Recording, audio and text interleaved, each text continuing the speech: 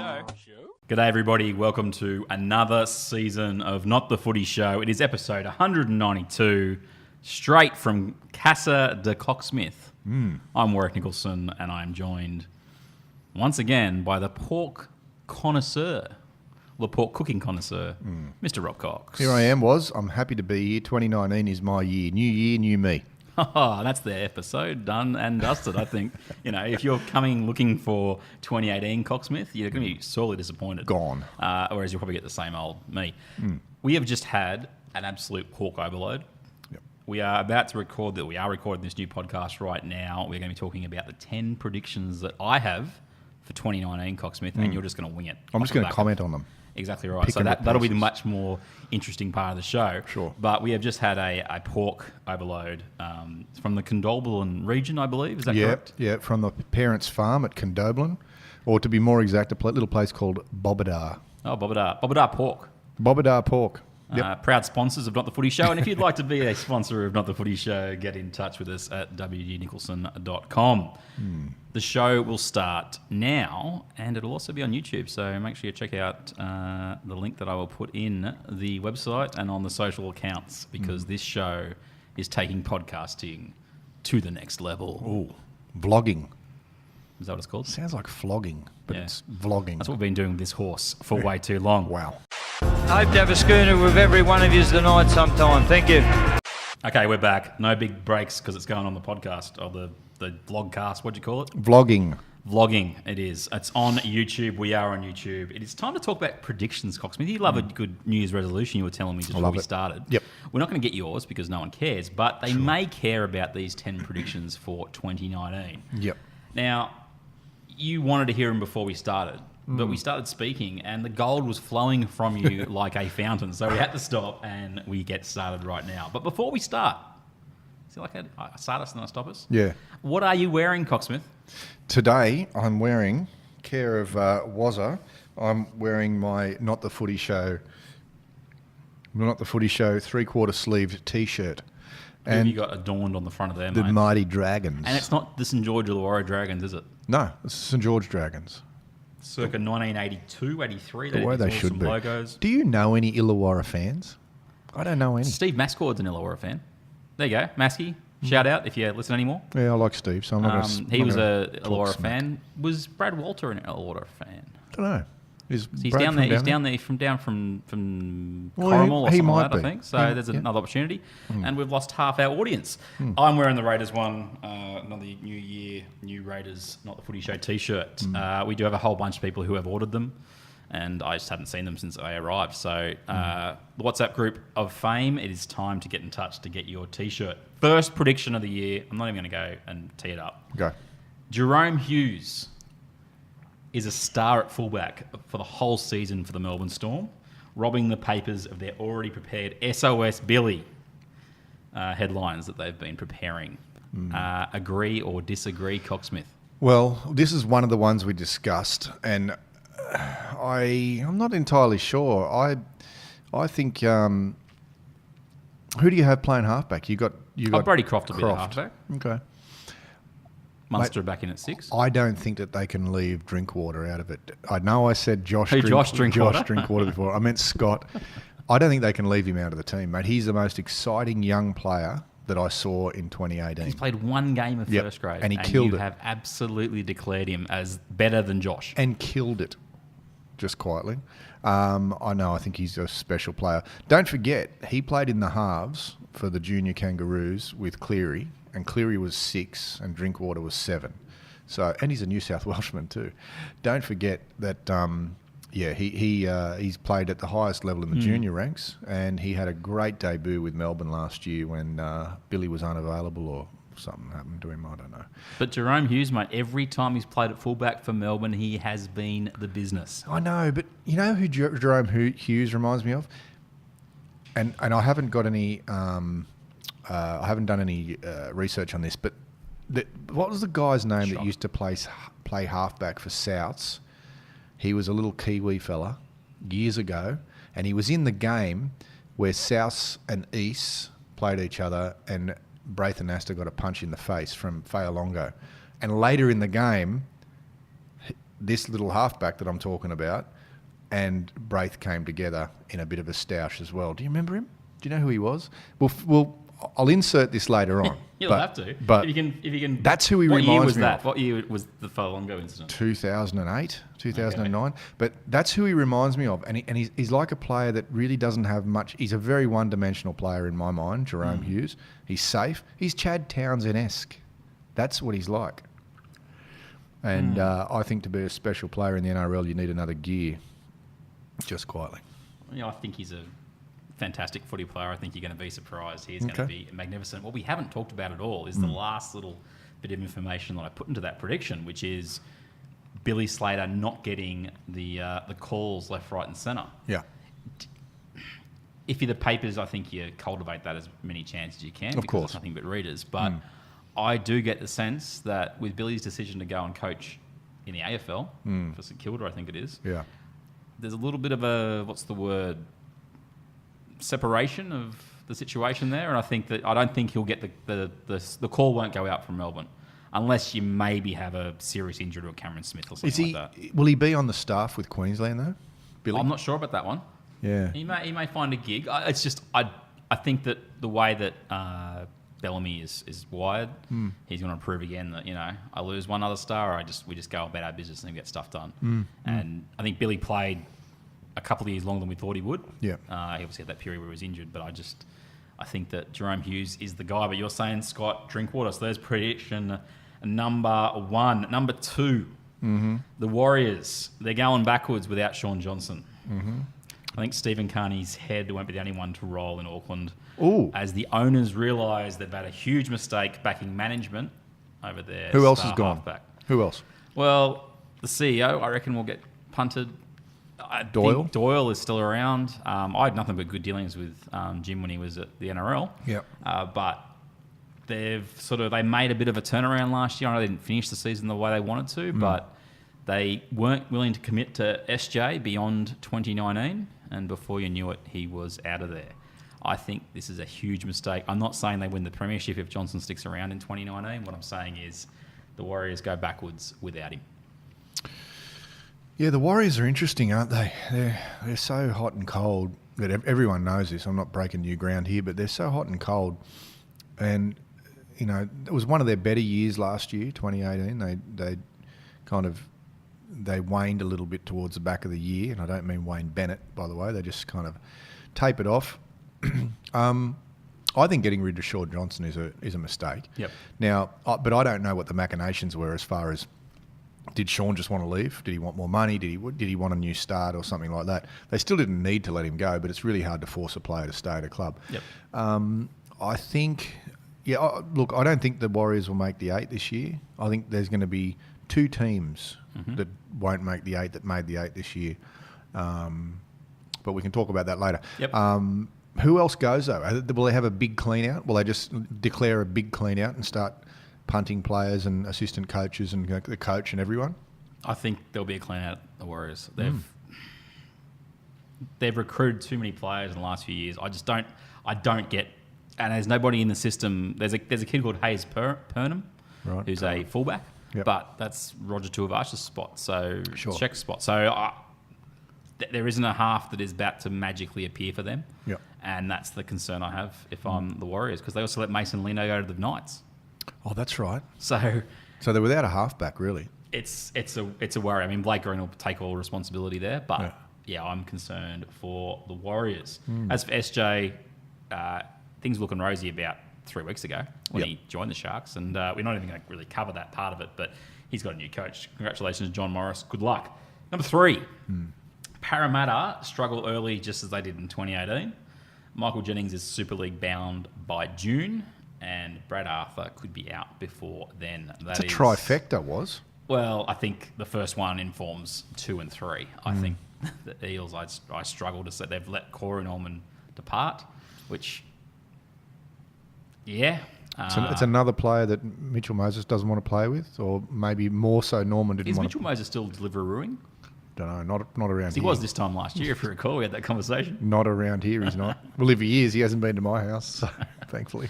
Do you think Parramatta struggle? I'm Yes. talking more at the start of the year. Yeah. Look, I'll add one to that. Brad Arthur will go, and don't be surprised if you see an ex-Cronulla coach at Parramatta by 2019. I think he's a special to go there, Flano. I think that he started. So what you're saying is he won't have a long suspension to... No, I don't think so. I think the suspension will be as long as the NRL decides it'll be. Yep. And I don't think you can suspend him for any more than a year. And I think that'll fit right in with the... It's funny you say that, because I would say as a first slap on the wrist kind of situation, I agree with you. But the fact is he was banned for a year, did what he wasn't supposed to be doing, then said, I didn't do any of that. Then he gets suspended again. I can see it being longer than that year if he had a year the first time. It's the way suspensions tend to go, though this is the NRL, it could go the other way. Yeah. But I think that you're right in saying there'll be a vacancy there at Parramatta. I think there will be. And I think anything short of a top 8 will have a vacancy. And I remember they were on the verge 2 years ago. Oh, Everyone absolutely. was like, Parramatta. I mean, I had them in I think I had them 4th heading into last year. They nearly knocked Melbourne off to get into a grand final. And then they capitulated against the Cowboys, didn't That's they? right. Yeah. It's funny how this game chews up teams who have expectations And coaches. all over them. Yep. Number 4, a team that went backwards last year, even though they got their best player back the whole season, North Queensland. I think they actually start 2019 on fire. Ben Barber and Michael Morgan, I love the partnership that they have got the potential to build there. It may not work out straight away, but there's something about those two really good support players, both of them. I can see a lot of situations this year where one of them makes a break and the other one's on the inside and finishes off the try. They're a nice combo to have. The big question for the Cowboys will be what they do in the centres, because they've let everyone go in their back line pretty much. And I think Jason Taumalolo is Jason Taumalolo at least for another year. My concern with him is how long does he have before the body starts to feel what he's put it through. Yep. But Cowboys, for me, they're the team that for that first half of 2019 are a team that starts delivering what their roster says, even without JT. What I find interesting is where are they going to play Barber? At 6 or 1? Fullback. Who's 6? Jake Clifford, they've put their eggs in the basket. Okay, he's come from... He was Queensland Cup. was he? He's a junior. Okay. They've had big raps on him for a while. Okay. He got a chance last year, but never really had a chance to be dominant next to JT. As obviously JT didn't have a fantastic year last year, but the situation of the team. Morgan coming back, halfback. Where does Val Holmes play when he gets there? Oh, is he trialling in Townsville? Is he for the NFL? Is that what's happening? When he gets there, where does he play? He'll 1 be or back 6? at fullback. And Barber to 6? I think. Or Barber to Cronulla? Well, that's the question. Does Barber go back to Cronulla if Flanagan's not there? If Val Holmes isn't there? Good question. But that's not the prediction. The prediction is the Cowboys. So you're agreeing with the Cowboys have a good start to 2019? They'll have a better start than... They'll have a better year this year than they did in 2018. We'll put it this way. I agree. Matt Scott, I know he's at the back end of his career, but there is no way he fit. starts next year. This year. No, but he'll be fitter. So you have Matt Scott come off the bench for you, and Scott Bolton, and they're playing roles that they should be playing. Yep. Cohen Hess full season. I like as he yelled. Cowboys. Jordan McLean, who had a good end of the year. So Cowboys are a big team. Number 5, and then we'll have a break. Yep. Newcastle flirt with being a very good team. Yep. But are on the outside looking in come finals time. Well, I think they're a top 8 team. You think they're a top 8 team? I do, and that leads into, or it'll trail what I'm going to say later on about the 2 teams that won't make the 8. Yep. I think Newcastle will make the 8. I think they'll creep in 7th or 8th, but I think they'll make the 8. They'll be a much more consistent team. They've bought really well. They've got a couple of players that were injured, like Moga, who's going to come back, who at his best can be, at least as good as the Dally M Centre of the Year from last year. DJ Lalua. Yeah. He didn't even turn up to the awards ceremony because he didn't win. So I think they're going to have a very good And they've year. got Clemmer. I mean, let's not beat around the bush here. That is It's a great buy. I mean, if you're a Bulldogs fan, you are still crying. And he'll want to prove something too. So for the first 6 rounds, first of all, he'll want to prove something, and secondly, he'll have that thing that we're not going to talk about tonight coming up in June to play for. So couldn't even tell you when they're being played. Yeah. February, I don't know. Newcastle, the big question for them is related with Kalen Ponga. There's been talk he's going to play the 5/8 role. Connor Watson back to fullback. Part of me has a feeling this could be a bit of a smokescreen. A lot of raps coming into last year, delivered pretty much, playing at fullback. Yeah. There is no need to rush the kid. Let him play at fullback. And this whole argument, he's going to run more. I don't buy that when you think of the defence he's going to have to do. You know what I think he's going to do? This is what I think they're going to do. They're going to play him at fullback, but when they get into attacking position within 30 metres of the line, they'll put him at 5/8. That's second receiver. That's pretty much what his natural game is. Yeah. And that's what he is. You can see it. And look. And then he doesn't have the pressure in defence as well. Lockyer was 26, 27 when he moved to 5/8. Yeah. If not a little bit older. He'd already had a great career at fullback. Everyone forgets how good a fullback he was. That's great fullback. one of the hilarious parts of the whole Darren Lockyer versus Billy Slater conversation. Everyone tells you that Billy Slater's the greatest fullback that ever lived, and I'm thinking, I saw a pretty good fullback there for about 8 years. Yeah, Lockyer was fantastic. I rate him better than Slater really? at that position. Okay. That's as great as he was at 5/8. I just always think of Lockyer as a fullback. The thing with Ponga is you don't need to move him because Connor Watson is a good footy player who can be a potentially very good football player. Yeah. He's a 5'8". Everyone forgets that Mitchell Pearce missed most of last year in the middle of the year. Yeah. That no doubt would have had an impact on Watson playing at 6. Sure. So I've got no dramas in saying that Newcastle will be very good out of the gate. They'll be a team that flirts with that spot. I'm just not convinced that they can be one of the teams that pushes another team out. You know what? I just look at them and I just don't see a big weakness there, apart from cohesion early on. I think, as much as, I don't really like Mitchell Pearce all that much, I think he's a great club football player. Yep. And I think he'll lead them to a semi-final position. They've got the depth that you spoke about before with the signings they've made. Next year, their centres will be Moga and Jesse Ramian. That's locked in, loaded. That's what it'll be, which means that Sione Matatea needs to find a spot. It looks like he's headed to the bench because how do you fit him into the back row? Well, you don't, but I think he will be a bench player. And what's happening with the dog? Nathan Rostock. If he gets on the wing, then good luck to him. It's the competition that Nathan Brown's created there. His challenge is going to have to be picking the right team now. They've still got a question mark at hooker. I know they've picked Kurt Mann up to play hooker. Right. Danny Levi is not a bad football player. I think he's a good football player. Yeah, but Kurt Mann ain't forcing anyone out of the halves. He's not forcing anyone out of the centres. I don't think Kurt Mann, since he's played grade, has forced anyone out of anywhere. Oh. To be honest, I mean, obviously he's got to have a talent and skill and toughness level to play NRL, but he's not a 9. I don't think he's a 9, and I don't think he's going to force Danny Levy. And the interesting thing about that is if he does, they've picked up all this depth, but I don't know.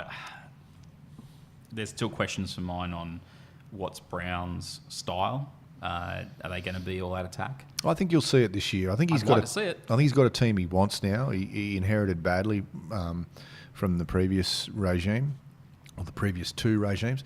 But I think you'll see more of Brown. And look, if you don't, he won't coach again.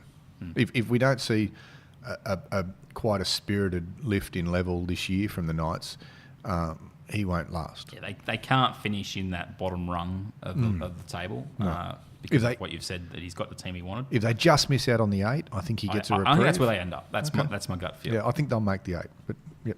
Okay, there's 5 predictions, Cocksmith. We've just raced through them. How good have we gone? How good. And only 22 minutes in. Look at that. Yeah, but there was 3 minutes of BS before that. So only 19 people would minutes argue there's been 19 since. Yeah, okay. Now, I'm going to go to a break for the podcast listeners. I think you got to read some questions too over there.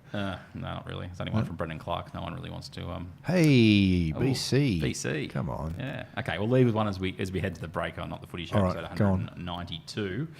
Brendan Clark asks, if a player does the bubbler in a public toilet but there's no one to put it on Instagram, did it really happen? Okay, I know that he said that as a joke, but I'll tell you this, because we know what BC's like. He likes a joke. I think, what's that photograph? Thank you. I'm sorry. I think I'll hold up for the YouTube followers. He's obviously referring to Todd Carney, and I think my answer to that is choose your drinking partners carefully, and nothing happens. Mm-hmm. Like the tree that falls in the forest. Right now, you've chosen your drinking partner superbly. Just drinking dry ginger ale, mate, mixed with a little bit of something. Hang on, what am I drinking? You don't want to know. No, what I'm saying is, mate, I think that whole thing with Todd Carney, that whole episode, that whole half a dozen years of Todd Carney was him not picking his drinking partners correctly.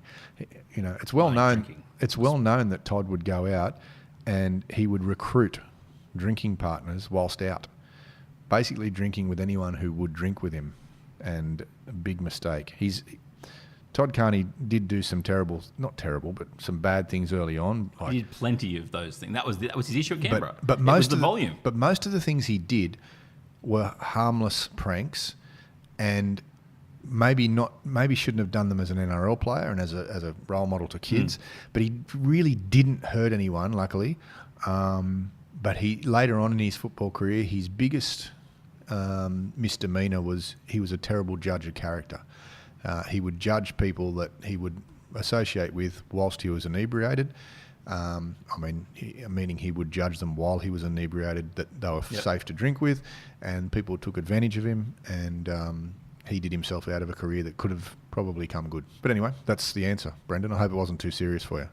And thanks for drawing something on my face on the WhatsApp group. I really enjoyed that. If I was with you right now. If you don't know the WhatsApp group, just don't ask. Don't ask. We'll be back after the break here on Not the Footy Show, episode 192, the 2019 Top 10 Predictions Special. Not the Footy Show. What do you got in here? Oh, milk bottles. Score. Oh, really? See, you and I get on well because I don't like milk bottles. I don't like You strawberry. like yellow snakes? Oh, mate, is that some kind of a personal question? Or? If it's yellow, you should go see a doctor, mate. Not the Footy Show. Okay, we're back. It's episode 192 of Not the Footy Show. Warrick Nicolson in one seat, Robb Cox in the other. We are not only recording the podcast, we are streaming it on delay to YouTube. You thought that was live for a second there, didn't you? Yeah. Because you can. That's one of the features. We've got as you may or may not remember, I do some work in the space online and put myself... well, we should next time. If you want to roll the dice, we should do it. Yeah, we should. We should, for all three people that will watch. We've got the GoPro going, and one of the features they've got now is you can go straight to the Facebook. And just via Wi-Fi? Yep. Sweet as. Can't do it from the middle of the Northern Territory, I found out, but that's all right. Sweet as. But here we go. We are up to number 6 on the predictions for 2019. Reminder, they are my predictions. They are not Cocksmith's. He is just throwing his 58 cents worth into the mix afterwards. Now, we're on to the Canberra Raiders, who currently don't have... a coach? Oh, did you? Really? gee. What happened? Harsh. I think A Canberra hope in pick hell? up... well, that's probably closer.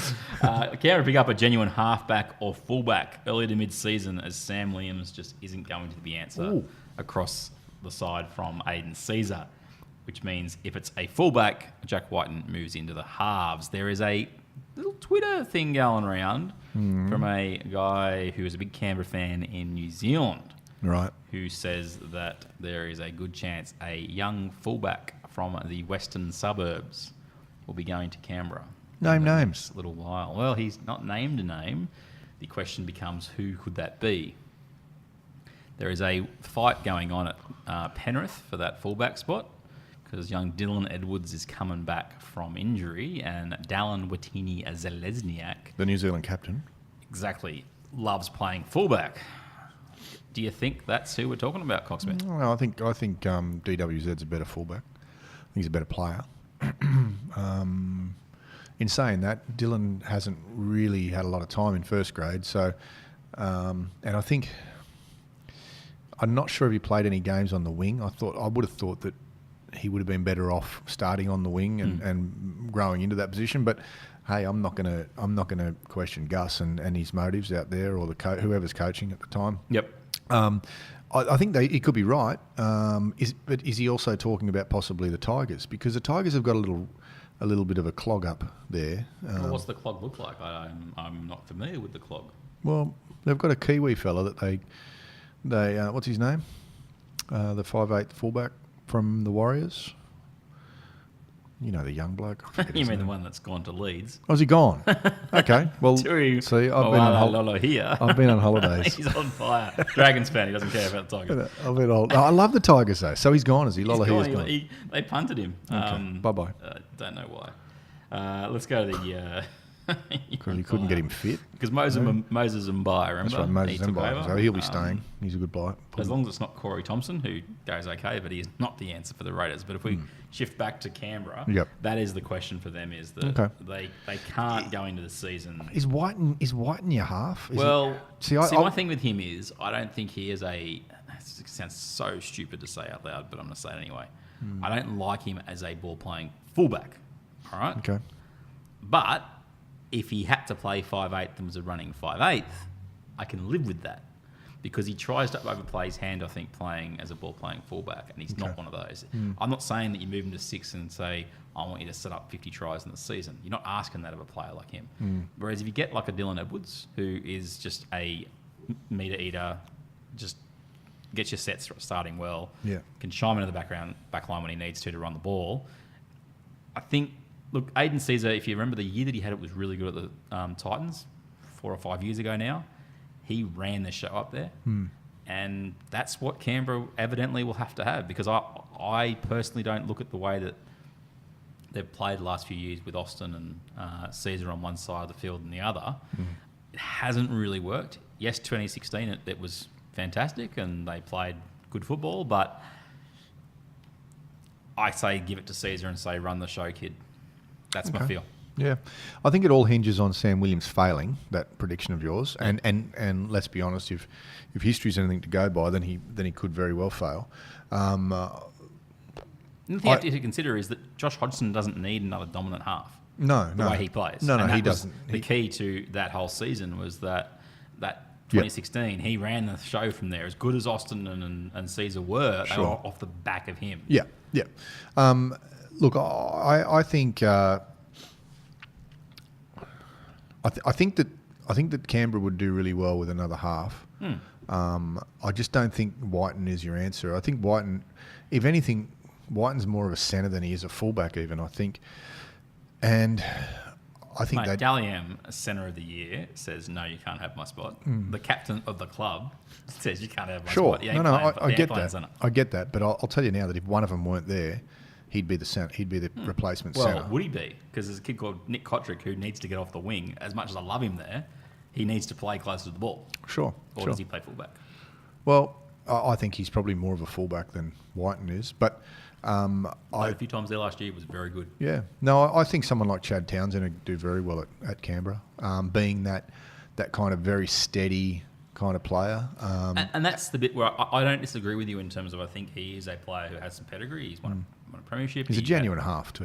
But I guess my only counter question to that is, do you get much better with Chad Townsend in your 7 than you do having Sam Williams out? I'm not saying... Oh, yeah. No, you do I'm talking about your premiership window element. I don't think that Townsend's got a better kicking game. I just don't think he makes you a top 4 team. Now, I'm not saying that Dylan Edwards does that, but there is a bit more potential in the pipeline there that allows you to have a little bit more hope. It's just my gut feel around that. Hey, you're the Canberra supporter. You can wish for whatever you want.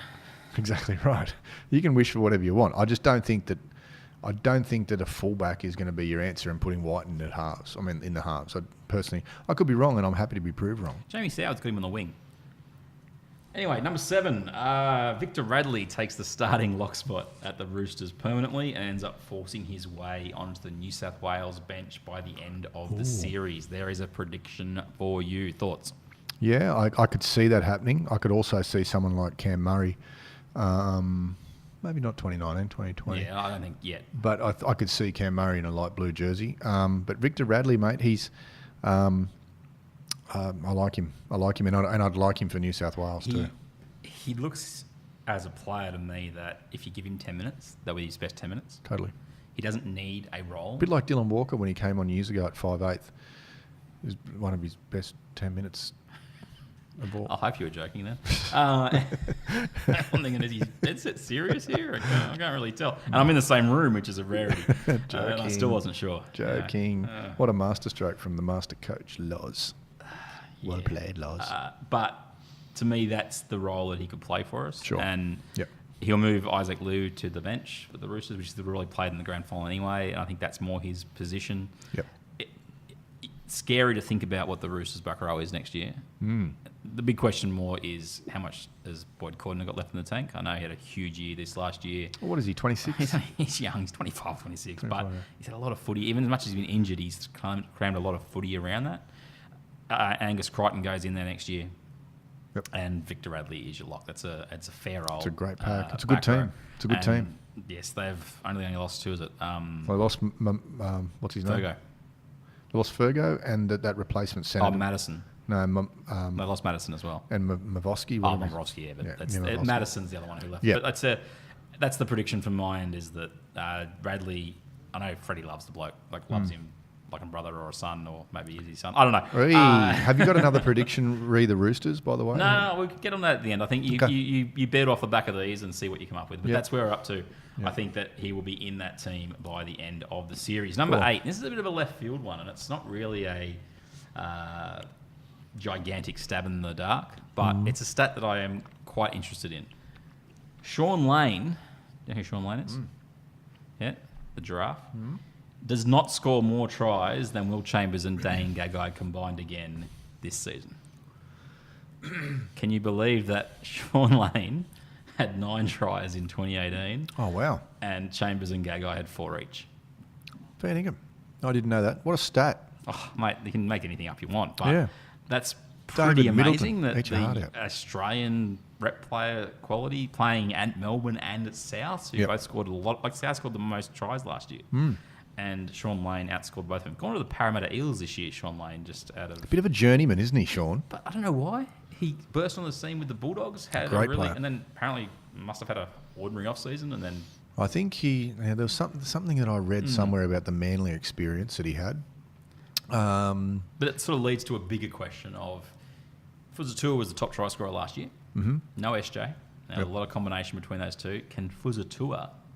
No. Go back. No, you're just saying he won't score more than 20 tries this year. I can't see any Warriors player ever being consistent enough to win 2 awards in 2 years. Oh, brutal. I just can't. What about Gagai and Chambers? More than 5 tries this year? Yep.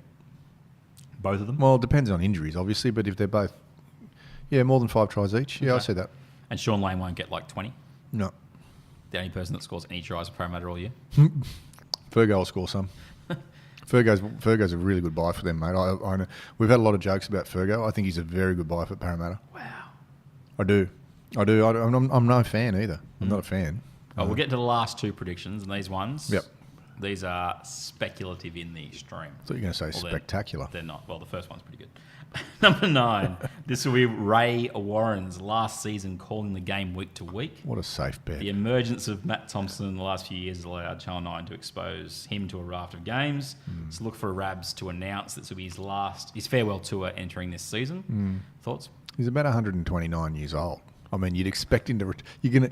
if we're sitting around this table again next year and you come up with the same bloody, I've got an exclusive for you, then... I did not use that word. Virtually. That word does not live on this show. All right? Look, it very well could happen, mate. I know Rabs doesn't like travelling, doesn't work on most days that end in Y, and each year it seems... What days does that leave? None. It does. It just what it does. What I'm saying is I think Rabs comes with a lot of conditions, but the biggest condition that he comes with is his age now. He's in his 70s, and why would you want to?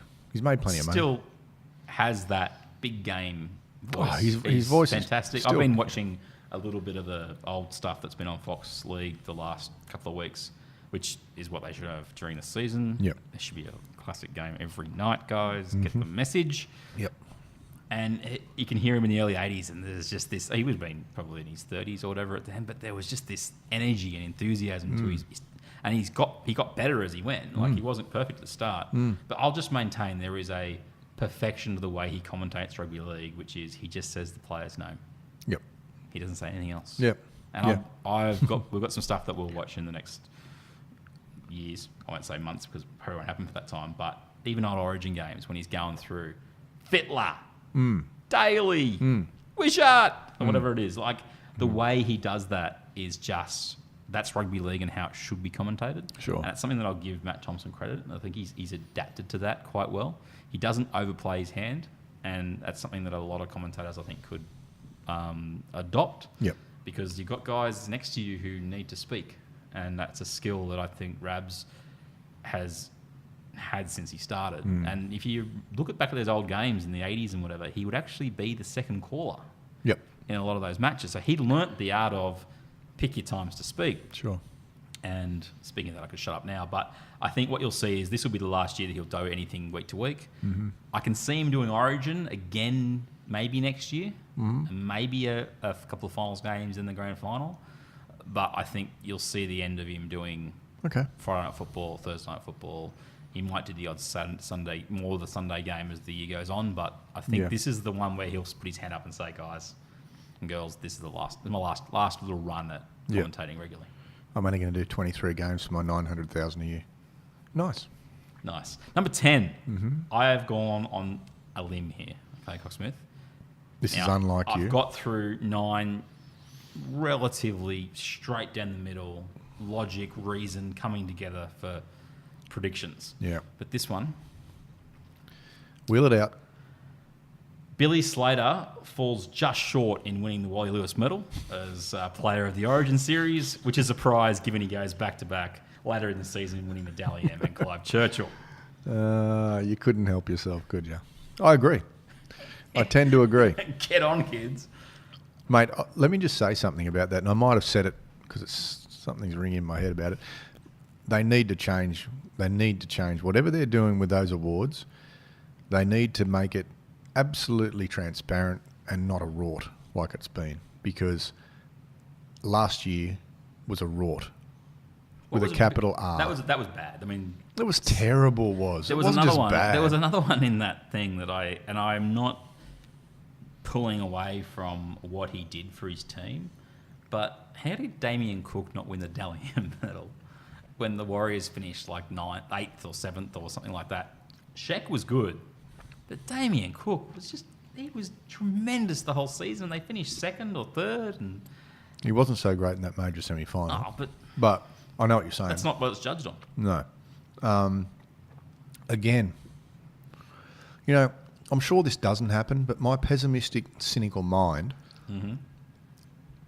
has visions of a bunch of old blokes sitting around a table, not unlike us, except there's more of them, and they say, okay, whose turn is it this year? Oh, we haven't given one to a Kiwi for a while.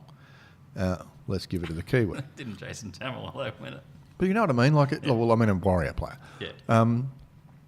That's my pessimistic, cynical mind. But I don't know if I'm all that far from the truth. I think that I'm pretty close. I actually don't reckon it's so much a case of they sit down and go, who can we give it to? I think it's the basis of how the scoring is done that Well, look, over the course of the year, you go down a road where you are making sure you give votes out as opposed to judging the game by game. And that's part of it that doesn't sit well with me, is that sometimes a player will play in a team that got beaten by 20 points and the judge will look at him and go, oh, he was their best player. Well, I'm sorry, you got smashed by 20 points. You shouldn't get anywhere near the scores. That's what they did with that Players' Champion for a couple of years there. And I've said this in the podcast many times, but they'd give the players on the winning team ballots and say, who are the 3 best players in the opposition after you beat them 50 points to 0. Yeah. And that player would get every single vote from that team. And so he'd walk out of that match in a game that he's lost by 50 points and have a flurry of votes, and the blokes who won would have to share it between the rest of them. Yeah. And then they went, oh, this guy's the player of the year. Like, what? Yeah. And the Dally M's isn't too far from that, because they've got a spread of voters who, and it came out during the year last season, that someone gave someone votes and they weren't even playing the game. What I think we need to do is get past the fact that Dally M is a nice honour. It's a nice title. But, for anybody who watches the majority of rugby league across the course of the year, which is a whole bunch of sad people, so thanks for being part of the club, is that we get a pretty good idea who have been the best player over the course of the season. But if it's an official award, like the Wally Lewis medal or the Dally M, it should be close. I mean, it should be. I'm not saying rort it so that so you make sure the best player gets it. I'm just saying that there should be some kind of a way, some kind of a system to set up so that ultimately the best player does get it in a fair way. Well, you know the only way you can do that Go on. is that if you have like 3 people do the awards for everything. What, the Who same watch- 3 people? Who watch pretty much the games, all the games every Well, weekend. there's another job for someone at the NRL. I mean, perfect. 150 grand a year each. Call them mid-level management, because that's what they do now. Yes, there's no shortage of that. That is 10 predictions. Cocksmith, which was your favourite? I'm expecting you to remember last two. my most entertaining one was the Canberra one, I think. Because see, Canberra are a great team. They've actually not. Well, no, they have. To me, they are They've got potential. Because I've got 2 free dinners out of them for the last 2 years. Okay, tell people about your dinner. And I hope that they just keep persisting. I want them to be consistent. Should we sledge the place we went? Oh, ribs and rumps at Homebush. Ah, boys and girls. Don't go there. Customer service. Don't go there. The food was good. The food was good when we finally got it. What night was it? A Friday night. It was a Friday night. We went in there. We ate at 7:30. And they shut. We Shut the kitchen at 9. Shut the kitchen at 9, so we couldn't even get any dessert. And we're sitting there waiting for. I think I had some ribs left over. I was asking to get taken away, and we sit there. You wanted a doggy sit bag, there, and and we sit there. Sat there for 35 minutes waiting for a doggy bag. And then they come over and say, "Oh yeah." I said, "I can't get this taken away." "Oh yeah, no worries." And I said, "Oh, can we see the dessert menu?" "Oh no, the kitchen's closed." Kitchen's closed. 9 o'clock on a Friday night. Yeah. Like. No, don't go there. All right, Ribs and Rumps is a very good place. So when I win next year, I get to choose the place. Oh, sorry. Next year, 2020, cool. I'll take 3 in a row. Now, actually, probably leads us to the question that you brought up on the night. The last thing, by default, I've had to go with Canberra. By default, you've had to go with St George Illawarra. Yep. You've made a suggestion for 2019. What is it? My suggestion is because I don't like to see mates lose too much. See, so I thought I'd give him a fair crack, and you say that you can pick any other team you want. If you don't want Canberra, you can pick any team, and I'll give you your first pick. But I can also pick another team too. So, for instance, if you want to say to me, the team that's going to finish above your team, even though you don't know which team I'm going to go for, will be the Roosters, then you can say it. And then I get to pick a team. I might stick with the Dragons, I might not. So if you like, you can pick any team you want. So I've got about a month and a half to come up with a team, yeah? Yeah, you've got to come up with it before the kick-off of the comp. Okay. I think we'll agree with that. Let's just do it ceremoniously for the YouTube. There you go. I'll let go eventually, mate. But there are 10 predictions. We'll be back after the break here at the Footy Show just to talk some other rugby league. And just, by the way, happy birthday, Ray Warren. Well, Ray Warren, whatever his name is. Is it today? 129 years old. Wow. Go Rabs. Not the Footy Show. Okay, it's just time for some idle chit-chat here on Not the Footy Show as we close out episode 192. Yep. We'll start the music because people love the music. Yep. Have you got anything you want to talk about, Cocksmith, at all? Because, I mean, we haven't really gone into depth about how good these T-shirts look. I love them. They were a great price too. My one was really good. What about your sons? Thank you to the Golden Gods. I'm just having a quick look at what's doing. What's that? No, there's nothing in there. No? Oh, except that. Yep. Mate, I'd like to know if you don't want to, we don't really want to go down the road of hanging the NRL out to dry too much. No, we don't do that. But I think we did that after we talked after dinner last week. Yeah. But one thing that's kind of bothering me a little bit is things like going forward, players leaving like Val Holmes did at the drop of a hat. Do you see any resolve with that? Do you see a way to resolve them doing that? What I don't understand is that we make a big song and dance about players signing other teams 12 months out. We allow it within the 12-month period. We complain about clubs letting players go and all this kind of stuff. There are some things in place that make it hard for a player to leave. Yep. However, David Clemmer, best I can tell, no transfer fee to the Bulldogs. And they may have, I don't know if they've got to pay any more money, but there's nothing made about it. Valentine Holmes goes to the NFL training, not NFL, he's gone to NFL training to learn the game. NFL school, yep. He can just walk out on his deal and there's not penalty on the player or the club, but more of a case that is there a condition about when he comes back that is a thing that's instilled from the NRL level. And that's the question is, should there be a transfer fee situation in those areas? I don't mind if the club lets him go, I got no dramas, okay? If the club says, we just want to release you out of a contract, they've got to pay the extra money that comes out as part of the agreement, whatever. Got no dramas with that. But if a player decides to move out of a contract and then it's forced on the club to let him go, that's where I think there should be something in play from a transfer fee situation. So when you get to the... Who pays it? The club they're going to? Yeah, the club they're going to. What if they're going to the NFL? Well, this is the question that I got, is that... Because the NFL has no jurisdiction on NRL. Well, that's the thing. So what's the... This is, I think, more your point, is that what becomes the... What gets triggered, I guess, when a player walks out on a deal like that?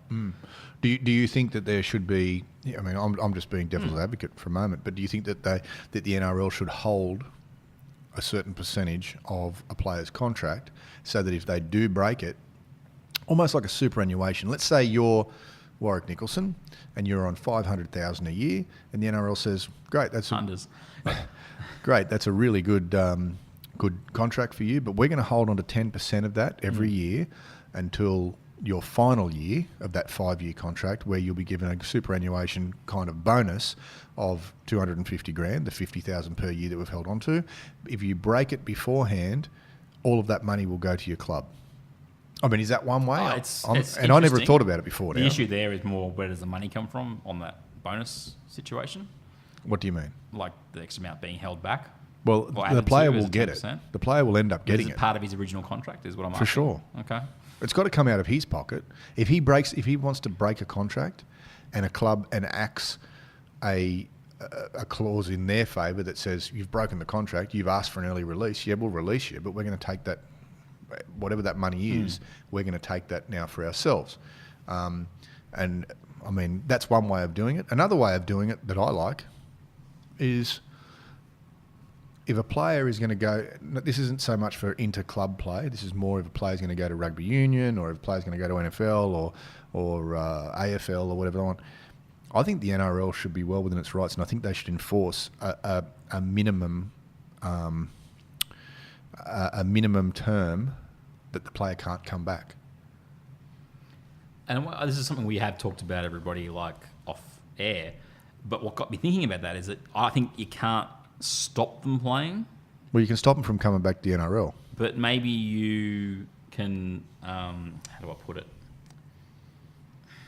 The player has to pay almost like a re-registration fee. This is something that came out of this conversation we had. I don't think the NRL would stop them coming back. I don't think it's in there. Everyone loves a redemption story in rugby league, the whole garbage. I know, but also on the same kind of, and as you know, I'm no Cronulla fan. But loves the Sharks. Yep. I do not. But I feel sorry for the Sharks. They've lost probably their best player, or equally their best in top 3 players. He's definitely in the top 3 players. They've lost one of their best players at very short notice to another sport. Now, they didn't need to let him go, but they also know that trying to force a player to stay is bad news, because he'll sit down. Whether they'll admit to it or not, a player can be so upset that they just don't want to be there, and it's like a bit of a cancer on the club. Maybe I'm being too harsh, but I think that there should be a minimum sit-out, and it should be 3 years. You want to leave the sport, you're not going to play rugby league, you're not going to go to Super League, you're going to go to NFL, 3 years. It's a bold statement. Come back in 2021. I didn't agree with it the other night. I can't agree with it again, only because I don't think the game is mature enough to be able to say no to a player coming back, because they're the same code that allows them to go in the first place. Yeah. The only thing that I think should be enforced in those situations is that the team that has lost that player, they need to get a kickback when that player comes back in. Now, if that means that the player has to give them first right of refusal, whatever you want to call it, would you want him come back? Well, that's the question. But if he goes and signs with the Cowboys, as we're speculating, he will. The Cowboys should have to pony up X percentage of the contract that he walked away from, or something like that. There's got to be a thing that the player almost carries around his neck as a bit of a baggage that he is responsible for. By walking out of his contract, he's then saying, okay, this is what I want to do. Great, good luck to you. But when I decide I want to come back to the NRL, if that's what I decide to do, there's something that comes with me that makes me not necessarily less desirable to sign, but there is like a penalty that you've got to have on the back of your I think there should be some kind of penalty. I just don't think you can rub there's no way. It's not a rub out. It's just NRL 3 rubs years. out Val Holmes or whoever it is, or Jared Hayne. We'll put it this way: example before. Israel Folau would be allowed back now because he spent more than 3 years out of the That's game. the one that I just never understood. I was at Parramatta It's money. at that time that he wanted to come back to. He wanted to come back to rugby league, and for some reason the NRL turned around and said, "No, you can't sign him for $300,000." Like sometimes you got to shake your head. Let's go to another topic. I've got one for you. Go. Who is going to come out? Because we've got about 8 minutes left. Good. Who's going to come out better out of this? Wayne Bennett or Anthony Seibold from the old do-si-do, swappy Oh, that that's a happened? good question. I don't see Brisbane making the 8 this year. I'll tie this in with what I wanted to talk about as well. There's 2 teams that won't make the 8 this year that did. That did last year. Yep. And they're Brisbane Yep. and Do you want that list again? yeah. Okay, I thought about it just a the minute ago. top 8 was the Roosters, Melbourne, South Sydney, Cronulla, Penrith, Brisbane, St George Illawarra, and the Warriors. Warriors won't make the 8. So Warriors and Brisbane won't make the 8. I think, look, as much as people want to bag Wayne Bennett, he is a master manipulator. He gets the players on side very, very quickly. Yep. And he gets them playing for him. All right. There's only been one time he's really failed, and it was a bit of which was Newcastle. Well, okay, I've caught you on this before. He didn't fail at Newcastle. No, he didn't. But he didn't have the cattle he wanted. But he also started off quite badly with the Alex McKinnon thing. You know, like that. That was a massive speed hump for the whole club. Oh, and he's admitted as much in regards to that. And that's not I his just don't think fault. it's a failure in that they overachieved in that 2013 season. They got to the Final Four. Then very next year was when McKinnon tragically had his neck snapped. And look, any club I think struggles out of Sure. that. Yeah. But There's then massive again, fallout. the other part that I've got no ties to Wayne Bennett to defend him at all. But that was the Tinkley era. Yep. Money that was there 6 months earlier evidently wasn't there 6 months later, and from people I know that worked there, it wasn't necessarily the easiest of times. Sure. That club has changed ownerships and all that. It's one of those poison chalices almost in terms of clubs in the NRL. If you get it right, Yep. Newcastle is a great club. Yep. If things go wrong, then all of a sudden you're now a small market team. You've got no money and Sure. the rest of it. So I think that the criticism of him at Newcastle, I actually would almost argue that where he disappointed was that he should have won more than one premiership at St George. Oh yeah. I think if he had stayed, he may have won more. But let's go back to your question. Brisbane, South will finish higher than Brisbane this year. And whether it's true or not, I think Bennett will get a whole lot of the praise for that. And I think Brisbane not doing as well as they did this year, it'll land at Seibold's feet. In saying that, I have no beef with either of those blokes. I think they've both been fine to me. I just think, given the roster, I think South will do better. And I think losing Josh Maguire is a big hit for Brisbane. And I reckon they've got out at the right time, just quietly. Really? No, I still don't think so. I think he's got another year or two good in him. And they lost another player. Who was it? They've lost. Someone told me the other night. The biggest problem for them is they've got Nicarima and Milford in the halves, and I just don't think that they're a great halves combination. Now and then they'll come up with a great game, but the other player was Corbin Sims. Yes. So they've lost 2 fairly influential forwards. People will argue not their best 2 forwards, but they've lost 2 pretty influential forwards. And Thaida's retired. And they haven't picked They up. do get Jack Bird back from injury. Wow. But who knows with that? He was top of the world 3 years ago. Yeah. He had a few good games, and got a contract at the right time, in my opinion. Hope they see the best of him. Oh, so do I. But the other part of it that I think is the Bennett couldn't lose situation, and I'll explain this by he wanted to stick around at Brisbane for another couple of years, and that's because of that young talent coming through, the Fafitas, the Payne Haas, Yep. the Sarkos, Milford, who's still 26. Yep. He could see there's something there that I brought these kids through, and that's what he'd done. But the flip side of that is he probably knew that 2019 was a year too soon for any of those players to be a premiership contender, all right? Mm-hmm. He now gets to go to Souths where it's the opposite. Their window is being held up by a thing in the wind, like a little... They've got another year. Or whatever. They've got another year. They've got another year to try and stick around. He can go there and, look, unless they totally turn it up, he's not going to get... They won't. ...blamed. He's not going to get... He'll get them up for the season. They'll make the finals. They may or may not make a run in the finals, but he'll be the right fit for them. And that's where I look at it from Bennett's point of view is what makes it fit for me. He's 70-something years old now. He can pick and choose, and that's what ultimately has happened is that the Broncos said to him, we don't want you. He said, well, I'll try and find a better deal. And I think he's come out of this smiling delightfully. Yep. Anthony Seibold's reputation's copped a little bit of a...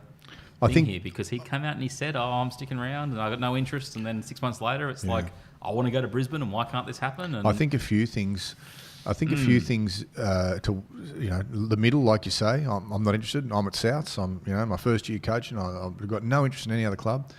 And maybe he didn't at the time, but the way he handled those last 2 or 3 weeks, like a spoilt child, the toys were going out of the cot. Were and little things like when he said, this affects more than me. This is my family, and blah blah blah. Well, he didn't really think about that when he fired most of the coaching staff, or when he accepted the deal to just go to before Brisbane. Christmas. And that's the part of it. Yeah, like there is welcome cause and to effect Brisbane, and all that kind of stuff. Yeah, and look, I've got no beef with Anthony, but I think that. I think when you start popping off like that, it's not going to end nice, But in saying that, Souths will finish higher than Brisbane.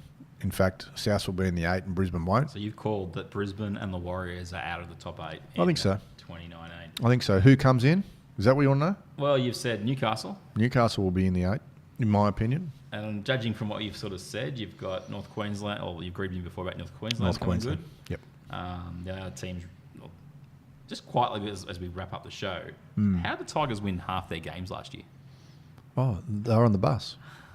Got on the bus. But there ain't no Look, ain't no Cleary driving the bus anymore. But I think actually just on the Tigers, Maguire's the perfect coach for them right now. He's a hard coach.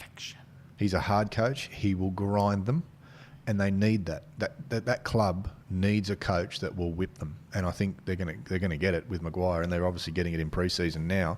I think Maguire is a kind of coach that is, he's a great 3 to 4 year coach at a club, and then his magic wears off a little bit and he moves on or gets new players. That's the way that coaching works. You either get a new club or you get a whole new roster of players and keep 1 or 2 that believe in you.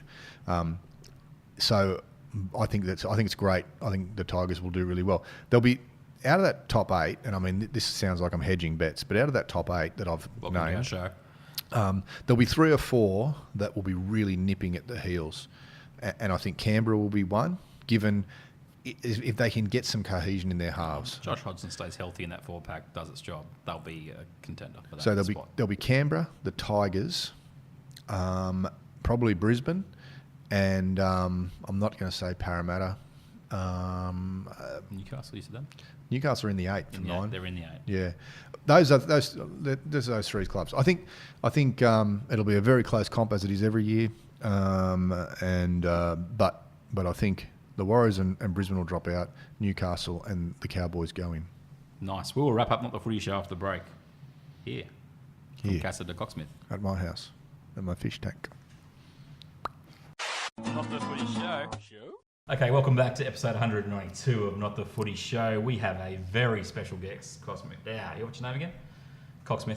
And here's someone who probably doesn't even know that nickname, but it is Little Cocksmith, Nate. Can you see him on the YouTube? You can. If you can't see him on the podcast, well, that's because it's a podcast. Mate, welcome to the show. Thanks. Oh, I'm so keen to be here. What did we pull you away from? What were you watching? Charlie and the Chocolate Factory. See, that's the demographics of our show, Cocksmith. They love Charlie some and the Chocolate Factory. Yeah. They love the Not the Footy Show. He loves it's chocolate. Fantastic. We've roped you in, buddy. Mind you, can you stand up? Just stand up for a second.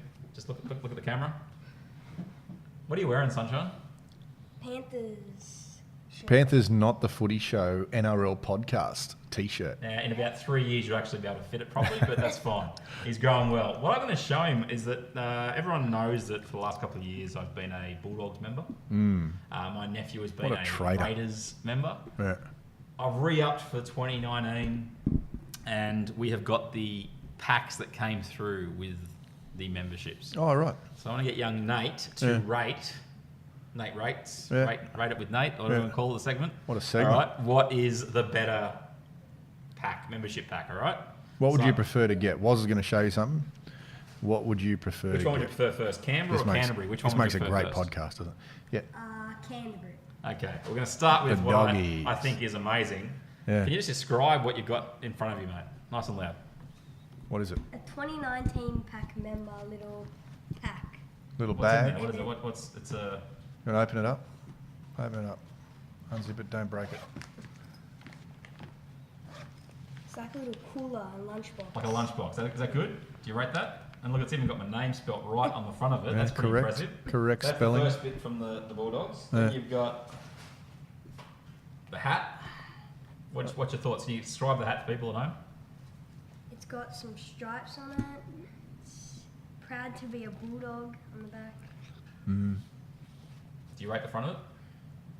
No, he doesn't. They say Why this. don't you like Be it? honest. What don't you like? If you were a Doggies fan and you received that, why wouldn't you like it? It's a little dull. It's a dull. What would you like to see on the front? What would be better? Probably the Bulldogs logo. The Doggies logo. I Yes. agree with that. Yeah. Now this has not been opened. All right, this is the little pack that I got. And what does it say on the front? Snap your pack. So what it is the Bulldogs have given us a little envelope, a cardboard envelope basically. It's encouraging us to open it up and then post it to all the social accounts. So if Dad can actually open it up. Can I figure open out- that Yeah, up? go for it. It's got a sticky He thing can on do it. it if he wants. That's the Yeah. whole idea of Nate Rates. Yeah, I know. I'll just get the sticky thing off it. This is a podcast. Okay, gold. open it up. What's in there? So what's in there? What's at the top? You don't have to read it. It's just a little description. From who? Who's this bloke? I do not know. He's the coach. Dean Pay. So it's a caricature of Dean Pay, just saying thanks for coming along, and I'm Yeah. assuming that's what it says. And what's in here? No, next bit, you missed Oh. a bit. What do you know what that means?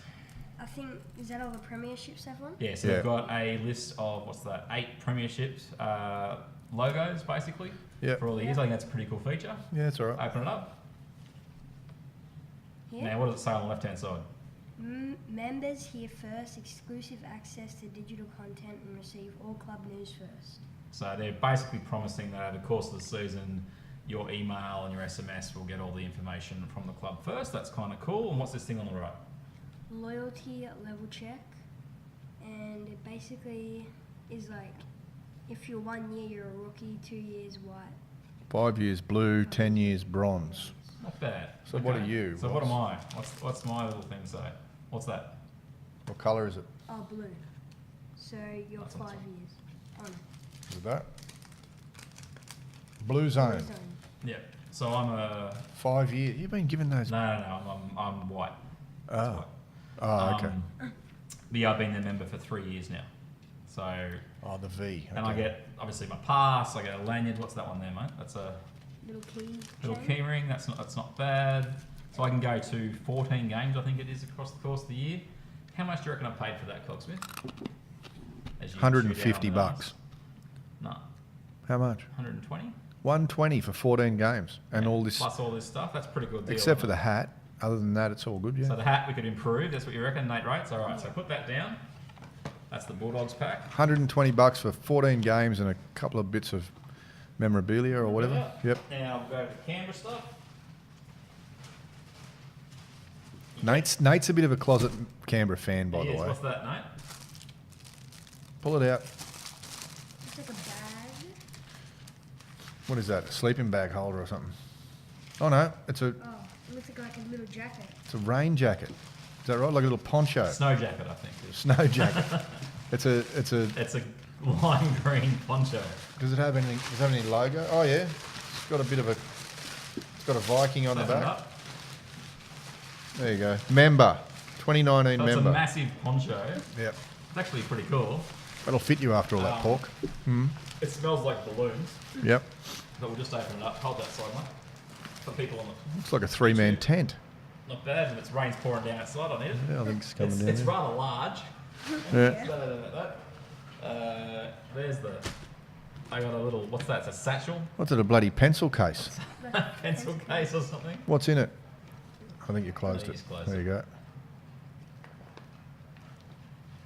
in What is there? that? Members thing. So it's his member's ticket, sticker. Stickers.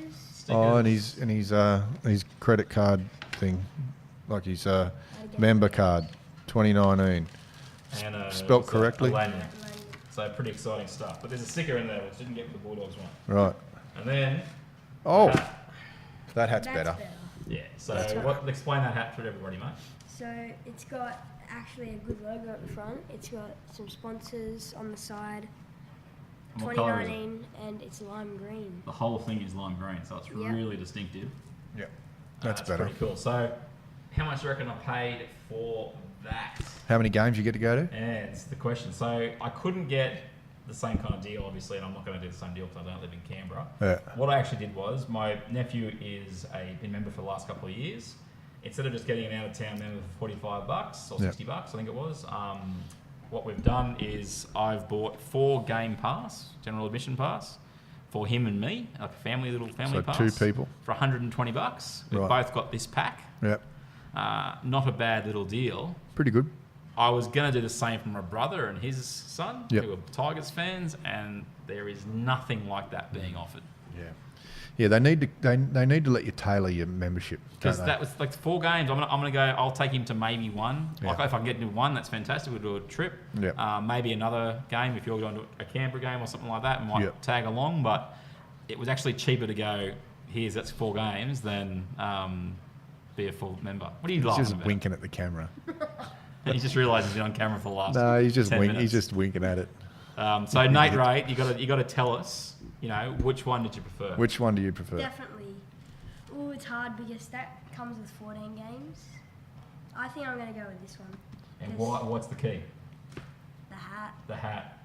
Well, the hat's a Merchandise, genuine. kids. It looks like they're like that other hat looks like a $2 thing. This one looks like something you'd pay $20 for at the So let's just game. hold them up next to each other. Yeah, right. It's not even a question. Yeah, So no, the if hats. if we just go all college football on people, Nate, can you rate which one do you like better, mate? This one. Pick Go it up, ahead. put it on. There we go. Nice. He's conflicted. He's got Canberra and Penrith on him. Yeah, so no, right let's now. adjust But it. I guess what we're saying, everybody, in that segment that was really just for our entertainment only, is that if you're a club and you're trying to look at people who don't want to go to and pony up for all the matches, make it affordable. Yeah, And, I agree. And get your merchandise right. I mean, it's funny. Like, there's a simple sticker here that Nate saw, and he just went, "That's cool." Yeah, Like, they need to let you tailor your membership because not everyone can get to all 12 games. No. Not everyone can get to 6 games, but they need to let you say, you know what, this is what we'll do for you. If you want to go to 4, great, this is what we've got. If you want to go to 8, this is what we've got. And if you want to go to all 12 home games, this is what we've got. And then maybe on top of that, you can get home games like a premium, like a platinum pass should be every home game plus finals if we make it. yeah. Or something like that. So What a segment that was. Nate's Fantastic. rates, mates, something, dates, up the top. yeah, Thank you, sir. You're excused. he was nearly going to steal it. Yeah, All right. So that probably sounded horrendous in the podcast. It would have looked much better on the TV. But Nate has picked the Raiders stuff. And the message here is clubs, get your merchandise right. If you get your merchandise right, it's something that we discussed as we wrap up the show is, there's a huge element here in the marketing to kids Yep. in rugby league. yep. And there is a whole podcast that's waiting to be done around that between us. But the key is you're going to get kid interested if you get the merch right. Yep. In a little extension to that, just for 30 seconds, I was speaking to a mate the other day about AFL and its kind of attack on rugby league. Yep. And he was saying that he's got a young son who's about 8 years old, 7 years old. He might be 7 years old. And anyway, at their school last year, he was in kindergarten last year. At their school last year, the AFL guys turned up early in the year and said, "Who wants to play AFL? Don't show us your hands yet, but this is what you're going to get if you come and play AFL, or even if you come down to the Oval now and play with us, you're going to get a hat, you're going to get a T-shirt, you're going to get all these things. So there's about 5 things, and this bag to keep it in. Who wants to play?" And everyone's hand went up, not because they wanted to play AFL, but what happens is if you throw the lure out there and you start winding it in, they go, "Geez, I like that. Look at that lure." What's it costing you as a club? What do you mean? $10? Well, at the most, $15 for a at the pack? very most. And so, but the AFL do this across Sydney, mate. They will go to Rugby League heartlands, and this is a school in the Shire, and they will attack those schools. Now, don't think it's not an attack. It's a premeditated attack on Rugby League heartlands, and they'll continue to do that because they've got money, and if it costs them, they're probably buying 50,000 of those packs, and they're probably about $8 each. Seriously, for a hat and a T-shirt and a sticker, probably about $8 each, and the kids love it. And what happens is the kids go and play the game. They have a bit of fun. They design a modified game that makes it a lot of fun. And the only thing kids think is, "I had fun and I got this," And I know that the head honchos at Rugby League know this, but if anyone thinks that AFL isn't trying to steal the youngsters, they're off their head. They're seriously off their head, because that's what AFL wants. AFL wants the kids. A huge key in all this, everybody, is the fact that Rugby League struggles to attract the current supporter base to the matches. Just let that sink in. Yeah. You might say we need to, look after the heartlands and all this. Guys and girls, you don't increase your audience with the audience that ain't coming in the first place. Exactly right. You got to look outside the box, and as we've just proved there, with someone who plays rugby league, who loves rugby league, 2 teams he doesn't go for, and what grabbed his eye? The merch. The merch. Yeah. Not the Footy Show. So there is episode 192. It's been from Casa de Cocksmith. We'll have to do the next one at your house, because you've been out here a few times now. I think I owe you a couple of trips. Yeah, but you just got to organise, mate, for when you're doing business up my way. I've got to organise when you can be home and not partying with all those people you normally have at your house. What do you do? Well, you're popular. I know.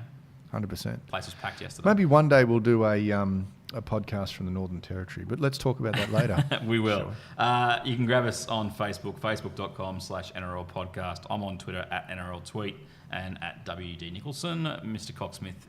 Yeah, Twitter is just my name, ROBBCOX, and same with Instagram, same handle, and, at ROBBCOX. There'll be the hashtag Nate rates or whatever it is. I'll get that title before we're done.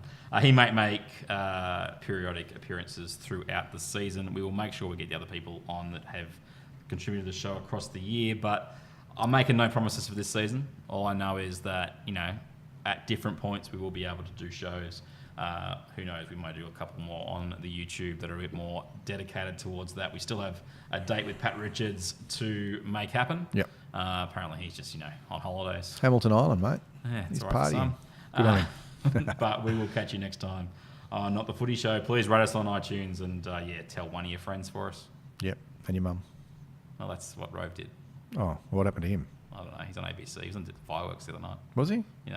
We've made it when we're outlasting Robb. That's what happens when you just kind of go down the drain, isn't it? You end up on the ABC or SBS.